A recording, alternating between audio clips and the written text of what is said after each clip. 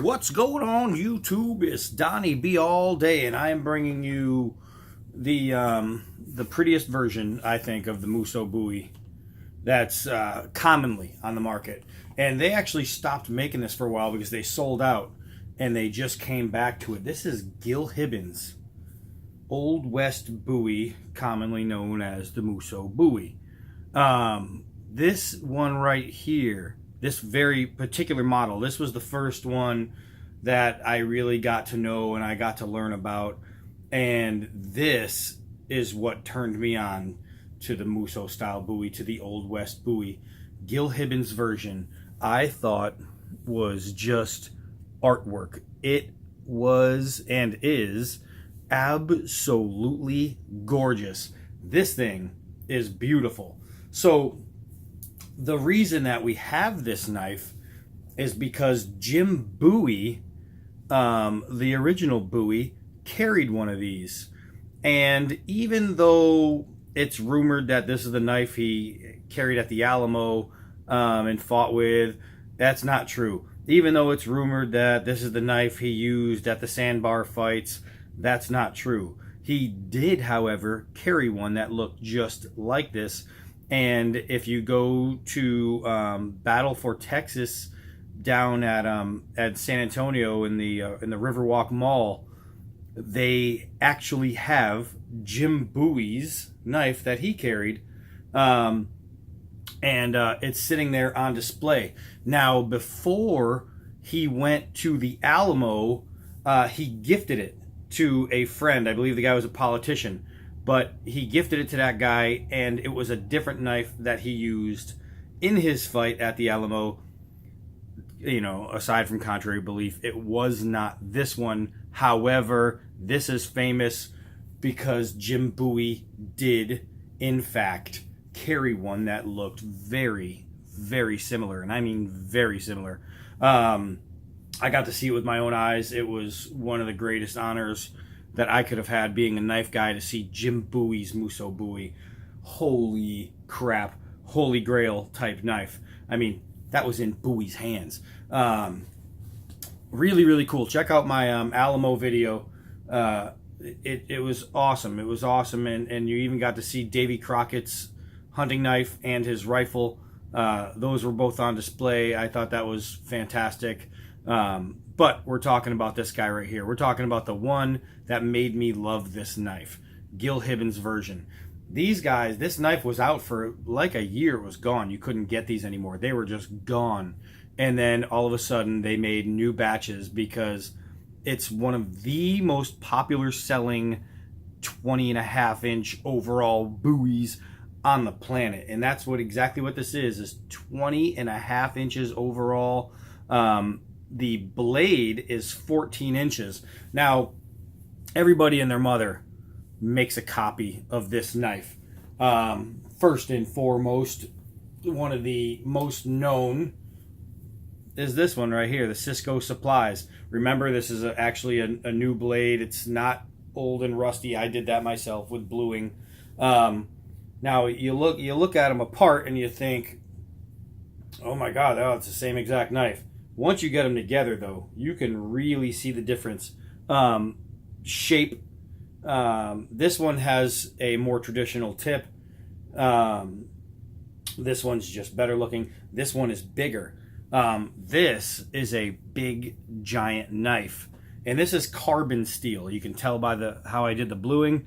If this was not carbon, that blue would not have stuck. So I would not be having that blade. I would have just a stainless blade. You see the S-guard, it's more pronounced on the Gil Hibben design. The handle is slightly nicer on the Gil Hibben design. The blade finish is slightly nicer on the, well, actually it's a lot nicer even when it was brand new. And the shape has a nice downward sweep in the spine, which the original had, which this is the only thing that this one doesn't have. And right here where the ricasso is, the original came down and was round like this. This one is square. That's what really separates these two. So it's so popular, in fact, that. Let me try to put that over there. And believe me, I'm going outside with this. I just wanted to start inside because I had other knives to show you. It's so popular, in fact, that Gil Hibben didn't just make it once. He made it twice. That's right. When he had to do for Stallone's movie, The Expendables, and for Gunner, Dolph Lundgren's character, he did his Musso-style Bowie, the Old West Bowie. All he did is change the handle.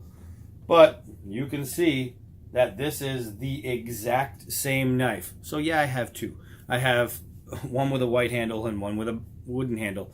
They are both hidden tang. You know, when I did a video on this one, I first said that it was a rat tail. It wasn't a rat tail. That was a dumb mistake on my part. It actually is. It comes down. It's square like this. It's hidden tang. I prefer full tang, especially true full tang. But this one right here is still nice. So I have two of them. I'm a lucky boy. I'm very, very happy with both. You'll know from videos, this one I have taken out and used to cut down trees and do brush work. I use this knife. And it's supposed to be a wall hanger. Now, other companies have also, thrown their bidding in, and I'm going to show you this one right here. Even though it comes from their cutlass sword, the original design idea comes from the Musso Bowie with the big S-guard, and it's just a completely different kind of take. It's kind of a mix between pirate and Old West, and they did a great job. This is Cold Steel, the 1917 Frontier Bowie. They did a great job making this knife to throw back to two different generations and then give it its own modern twist. I love that. But they also did one slightly more traditional called the Natchez Bowie, and that's not dirt or nothing, that's just oil I keep on the blade. So here you can see that there is a substantial difference in size, but the shape, the overall what it's about is pretty much the same. This right here is one of the greatest Bowies on the planet. If you want a big Bowie, so is that 1917, no doubt. But if you want a phenomenal Bowie, Cold Steel's Natchez Bowie. But we're not talking about this. I just wanted to show you comparison. Now, there's also, let me put away the big Cisco. There's also another knife that was designed off of this, even though you wouldn't guess. It was a more modern take, and it was designed by the same guy, by Gil Hibben. When Gil Hibben designed the Rambo 3, he took the design from this knife. It's a little bit smaller. This one's slightly bigger than Gil Hibben's. This one's the Hollywood Collectibles one. The one Gil Hibben sells, the Rambo 3 from Gil Hibben, is actually smaller than the Rambo 3 movie knife. And I didn't want smaller, so I went and got the bigger knife. But you can see where his designs came from. That design in this Bowie is remarkably close to this. It's just a newer aged version of that knife. And again, this one I've taken down brush and trees with. It's a wall hanger. So there's those. And knife makers continue till today to copy this knife, and I know for a fact because so did I. This one is the one I made. Now mine, opposite of all the rest, mine is bigger. Mine is a lot bigger. It's gigantic, but it's exactly modeled after this knife, after the original. After this one's not the original, obviously, but after the original Old West Musso style Bowie. That's where I got my, my thought of creation for it. I was thinking purely this knife when I designed this knife, and I'll tell you what, it's the best chopping knife I ever used right here. So let's get into this one right here. Let's start with the sheath. Sometimes you'll see it comes with a like a little sheriff star right here. This one doesn't have that. I'm really not worried about it. I don't care. The sheath itself is actually pretty well made. It's a nice big fat leather sheath. It smells like leather. It tastes like leather. It must be leather. So here's the thing. With Gil Hibben knives, there's a couple different steels that he uses. He uses the 9CR 13 MOVs and the 7CR. He uses different knife steels, but commonly on a lot of these knives, and these are designed by Hibben. These are Hibben designs made by United Cutlery. And when Gil Hibben makes them, it's a completely different steel. However, this one right here, along with many of his knives, is made with 420, not even 440, 420. And you're going to hear a lot of knife people say, oh, 420 is garbage, it's soft, and this and that, it won't hold an edge, and blah, blah, blah, blah, blah, blah, blah, blah. But there's actually a purpose for 420. 420 will hold up to the elements very well. This thing is not going to rust. So, I mean, I could literally use this anywhere, and I don't have to worry about getting oxidation and rust and stuff like that, crack marks on the blade. It's going to stay true. That is a good quality of this steel. What a lot of people who bash the steel don't know, because, you know, most of the guys are woods survivalists or just guys who read forums, and they think because they read a forum they know everything about the steel, and it's just not true. 420 serves a purpose. If you are looking to buy a dive knife, many of the quality, the better dive knives, many of them, not all of them, because you're going to find some different ones, but many of them use 420 steel. And the reason is because it can withstand the salt water. So it's strong enough to be able to pry open oyster shells and clams and mussels and things like that, because you use 420 steel on a dive knife, and a dive knife is used to pry that crap open. It's strong enough to bang through coral and things like that, because it's a dive knife, and it usually has a little hammer end, and it's made to bang through things like coral and rock.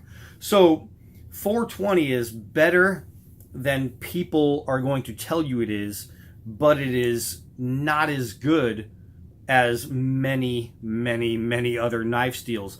It has its ups, it has its downs. And this one right here, I mean, the ups for this one is it comes sharp, it comes long, it comes right. Now, here's the thing. If I was going to take this and absolutely just mash it into hardwoods all day long, eventually I'm going to get a warp. I know it. I know it because of the steel it is. It's not made for that. You don't do much batoning in the ocean. So you want to use this for what it's made for. And originally, what this thing is made for, one thing, fighting. This is a fighting knife.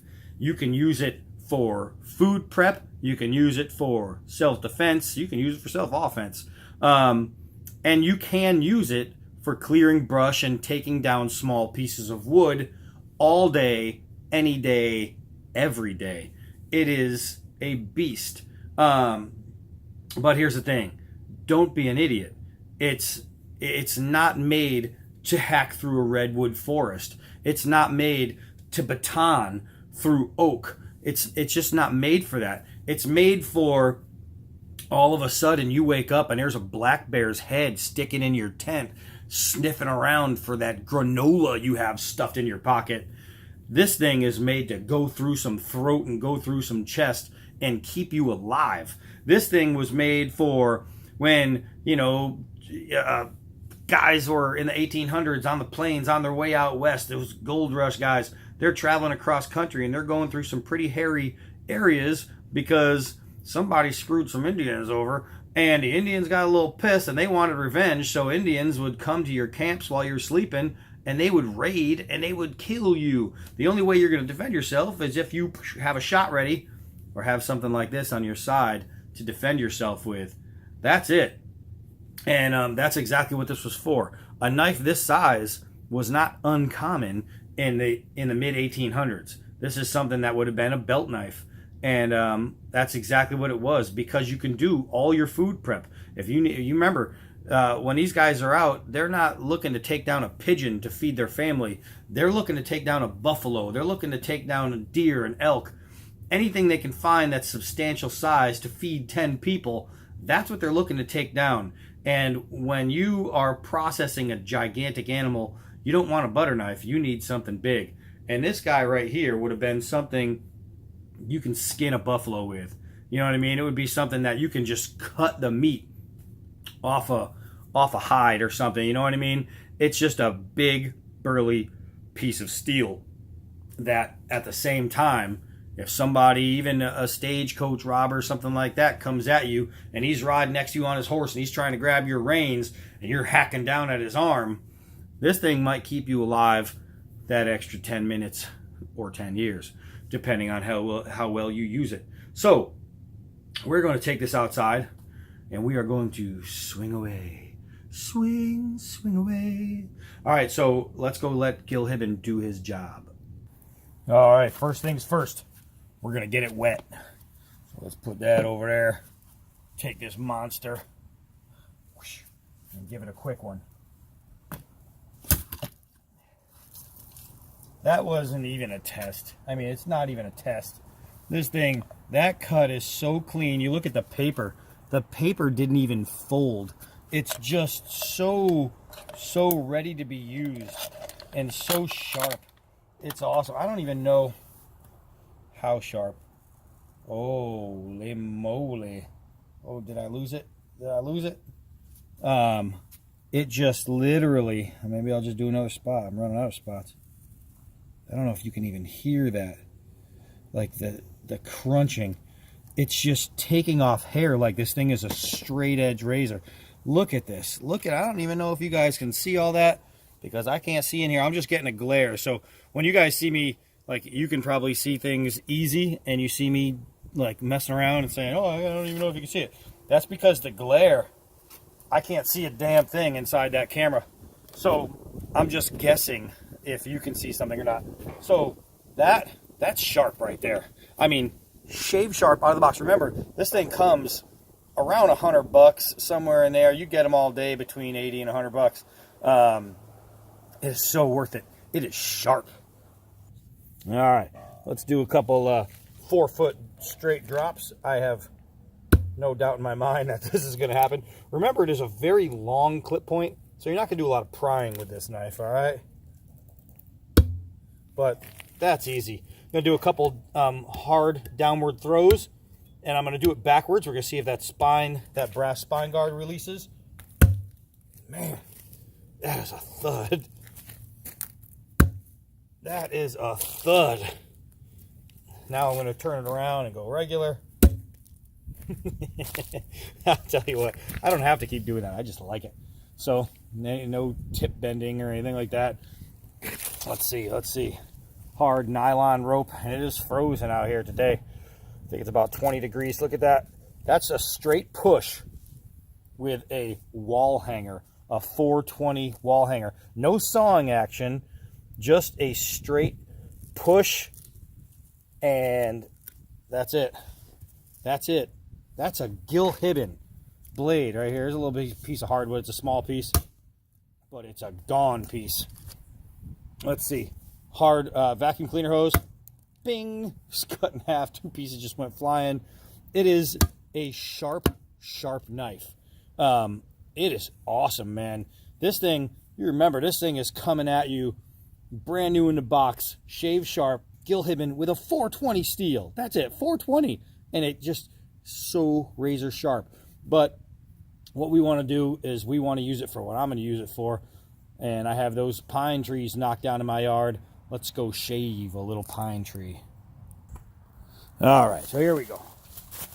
We are, you know, I hate when I invite you guys out to play and you just lay down on the job. All right, so here we are. We're at the pine tree. We are going to, let me see, is that in there? Just take off a couple of those branches. This is what I wanted. So now we're going to use this edge for some cucumber salad. When this is frozen, it's really hard to do that. And this is a frozen stick. And what's happening is to get under the skin is pretty difficult, but this knife makes it pretty easy. just really easy. So let's see. Man, I love the edge on this blade. I'm getting a lot of this on the ground, but a lot of it's staying up too. So staying up better than you guys.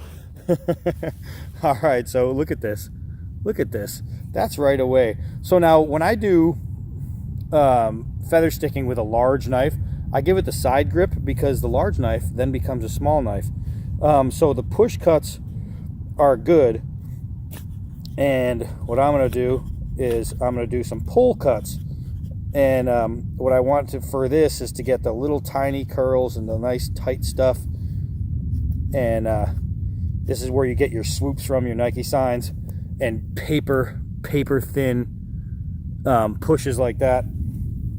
That's where you get all that from. That right there, that stuff, if you're in the wilderness and you need a fire, that would light so freaking fast. Let's see, a little kitchen prep. Let's see.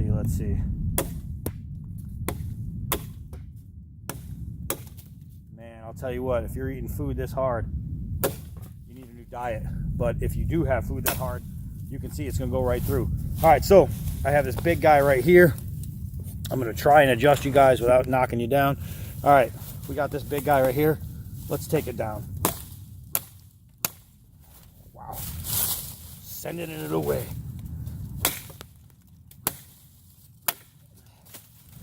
Well, that was easy. So let's see, I would love to just balance that and come on one hard downward swing, but that's not gonna work. Oh. All right, so I just let it go, and as it fell, I caught it just like that and split it before it fell down. That's skill, y'all. That's skill. That's the angle it was sitting on, so it was round. Let me see if I can't make that a little flatter there. I don't know if that's gonna work again. Let's see. All right, so it splits wood. I mean, it splits wood. The thing is a beast. It's a beast. All right, let's try to take this one down here. Look at that. Look at how big that cut is. That's pretty much all the way through right there.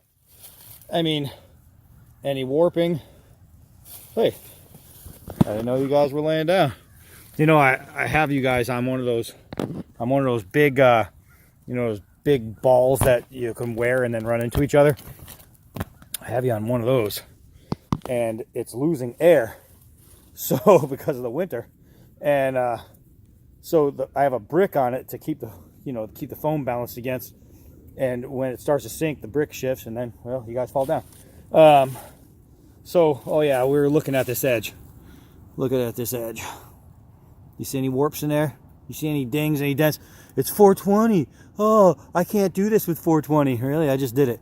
Look at that edge. Look at that edge. It's flawless. And a lot of people are going to say, oh, but it's pine and blah, blah, blah. It's soft wood. Really? Well, I'll tell you what. When you're in the woods, you're going to find a lot of pine. And if it's a survival situation, you need to build a shelter. Cutting down pieces this thick. Cutting down, pieces that thick. You're going to be able to make one hell of a shelter, and you're not going to complain that it's pine. Pine's going to be really good for that.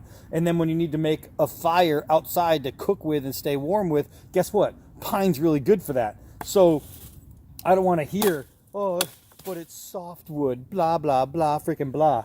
Who cares if it's softwood? It's wood. And this stuff right here, survival situation, this stuff burns. And it burns really, really well. Look at all that right there. Really, really well. And I gotta say, having something like this to process something like that is just really, really nice. And outside of that, this is a fighting knife. This is a stabbing, thrusting, killing knife. This is a tear somebody apart knife. It is awesome. Woohoo! It's just one badass knife. The handle ability, and that's a word, I used it before, so that makes it a word. I'm adding it to Webster. Handle ability of this knife is just insane. It's just insane to be able to recover and bring it back. Just insane, insane, insane. Strong, beautiful, reliable. I use my other one, my what do you call it? The Expendables knife. Same knife. I use that one all the time. It works every time. Every time. Guess how many times I've sharpened it? That many. I use it. I use it. I love it. This one is going to be used the same way. And because it's the original with the wooden handle that I just happen to like more, I happen to be a big fan of this kind of stuff. I'm probably just going to end up using this one more because it's beautiful to me. The other one is the same exact knife with white, so it's beautiful to me. But this one right here, holy moly, I love it. Guys, if you want a big knife and you want to spend less than $100 and you want something that just looks cool to have, but something that you can still use, it's still practical. I'll tell you what, Gil Hibben makes them. You can get one with a white handle and a little bird on it with a skull, or you can get one with a brown handle. Looks just like this. So this is it, the Gil Hibben Old West Bowie. One of my all-time favorite knife designs. Love it. The W49 and this are, I think, the quintessential Bowies you can have. Shape-wise, style-wise, look-wise, I think that they are just the bomb.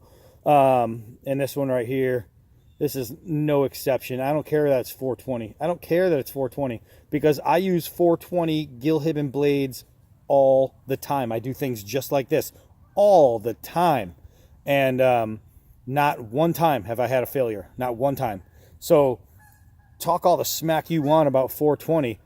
Until it stops performing, I'm going to completely disagree with you because these things work. This knife works. It's awesome. It's beautiful. It's strong. It's just a great, great design. Its historical significance is there. It's awesome. So, speaking of awesome, I am Donnie B all day. And until next knife. Woohoo!